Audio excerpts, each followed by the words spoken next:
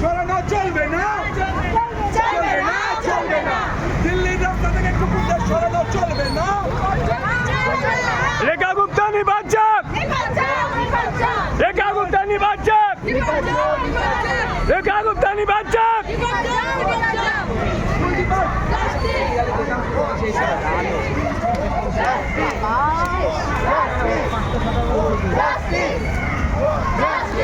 টাকা বরাদ্দ করতে হবে, সেই টাকা গভর্নমেন্ট এখন খরচা করবে না। আর এই 8 দিনের মধ্যে এটা খুঁজে পাওয়াটা অসম্ভব, এটা মিথ্যে কথা। তাই যেটা বলা হচ্ছে পুরো কুকুরদের দিল্লি থেকে বিনাশ করে দেওয়ার পরিকল্পনা ছাড়া এটা কিচ্ছু না।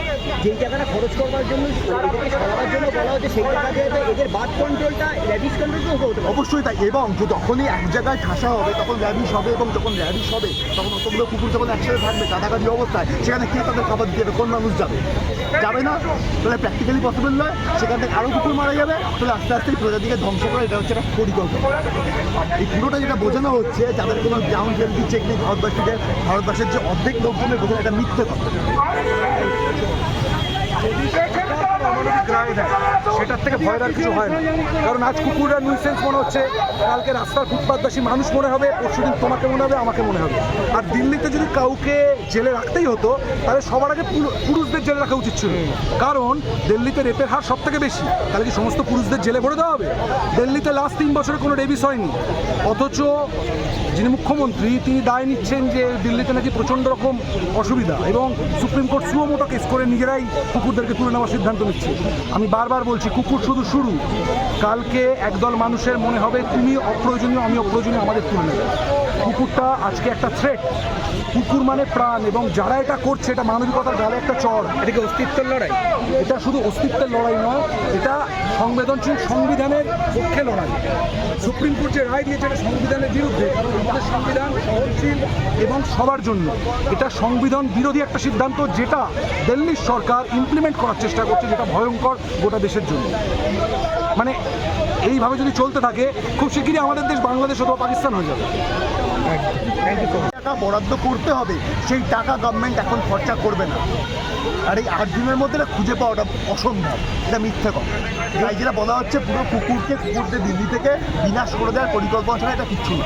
যেই টাকাটা খরচ করবার জন্য এদেরকে সরাবার জন্য বলা হচ্ছে, সেই টাকা দিয়ে এদের বার্থ কন্ট্রোলটা র্যাবিস কন্ট্রোল হতে পারে। অবশ্যই তাই, এবং যে যখনই এক জায়গায় ঠাসা হবে তখন র্যাবিস হবে, এবং যখন র্যাবিস হবে তখন অতগুলো কুকুর যখন একসাথে থাকবে কাছাকাছি অবস্থায়, সেখানে কে তাদের খাবার দেবে? কোন মানুষ যাবে? যাবে না। তাহলে প্র্যাকটিক্যালি পসিবল নয়। সেখান থেকে আরও কুকুর মারা যাবে, তাহলে আস্তে আস্তে প্রজাতিকে ধ্বংস করা, এটা হচ্ছে একটা পরিকল্পনা। এই পুরোটা যেটা বোঝানো হচ্ছে, যাদের কোনো গ্রাউন্ড রিয়েলিটি চেক নেই ভারতবর্ষের যে অর্ধেক লোকজনের বোঝানো, এটা মিথ্যে কথা। রায় দেয় সেটার থেকে ভয়ের আর কিছু হয় না। কারণ আজ কুকুররা নিউসেন্স মনে হচ্ছে, কালকে রাস্তার ফুটপাতবাসী মানুষ মনে হবে, পরশুদিন তোমাকে মনে হবে, আমাকে মনে হবে। আর দিল্লিতে যদি কাউকে জেলে রাখতেই হতো, তাহলে সবার আগে পুরুষদের জেলে রাখা উচিত ছিল। কারণ দিল্লিতে রেপের হার সব থেকে বেশি, তাহলে কি সমস্ত পুরুষদের জেলে ভরে দেওয়া হবে? দিল্লিতে লাস্ট 3 বছরে কোনো রেবিস হয়নি, অথচ যিনি মুখ্যমন্ত্রী তিনি দায় নিচ্ছেন যে দিল্লিতে নাকি প্রচণ্ড রকম অসুবিধা, এবং সুপ্রিম কোর্ট সুও মোটো কেস করে নিজেরাই কুকুরদেরকে তুলে নেওয়ার সিদ্ধান্ত নিচ্ছে। আমি বারবার বলছি, কুকুর শুধু শুরু।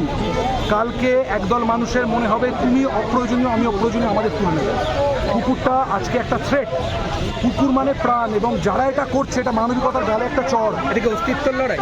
এটা শুধু অস্তিত্বের লড়াই নয়, এটা সংবেদনশীল সংবিধানের পক্ষে লড়াই। সুপ্রিম কোর্ট যে রায় দিয়েছে এটা সংবিধানের বিরুদ্ধে, কারণ আমাদের সংবিধান সহনশীল এবং সবার জন্য। এটা সংবিধান বিরোধী একটা সিদ্ধান্ত, যেটা দিল্লির সরকার ইমপ্লিমেন্ট করার চেষ্টা করছে, যেটা ভয়ঙ্কর গোটা দেশের জন্য।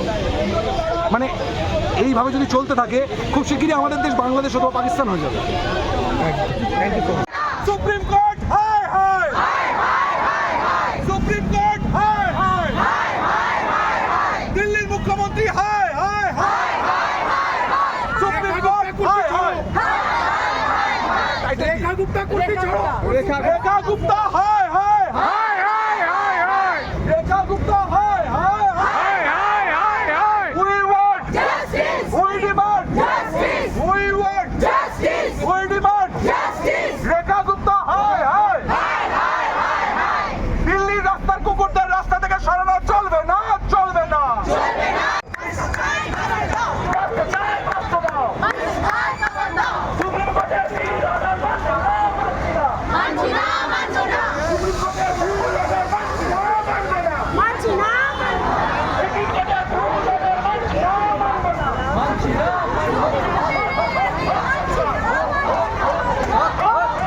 We want justice. We want justice. We want justice. We want justice. We want justice. We want justice. We want justice. আর কোনো একটা প্রজাতিকে বললাম যে এখানে থাকতে পারবে না। আজকে যদি উল্টোটা হতো যে এখানে আমরা যে কুকুরদের বলছি যে কুকুররা থাকতে পারবে না, কুকুররা যদি আমাদের মানুষের মতন জায়গায় পৌঁছতো আর মানুষকে বলতো যে তোমাদের একদিনের জন্য বের করে দিলাম একদিনের মধ্যে, সেটা কেমন লাগতো? সুতরাং এই পৃথিবীটা সবার জন্য, এটা বিভিন্ন পশু পাখি সবাই মিলে থাকবে। আর একদিনের নোটিশে হঠাৎ করে কুকুরকে উচ্ছেদ করে দিলাম, তারা কোথায় যাবে সেই জিনিসটাও তো ভাবতে হবে।